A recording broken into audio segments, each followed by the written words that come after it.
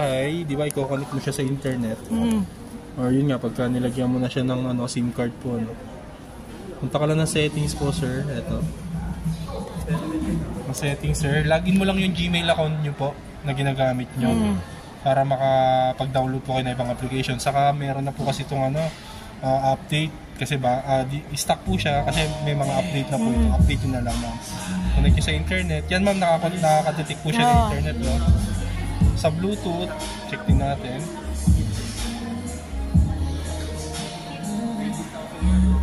Yan, nakaka-detect po siya ng Bluetooth. Magandang SIM card dito, ma'am. Bili na lang kayo yung 5G na rin para malakas po yung Tapos pagka i-update nyo naman po, punta kayo sa About Device. Yan. Color OS, pindutin nyo lang po yan, mag-update na yan.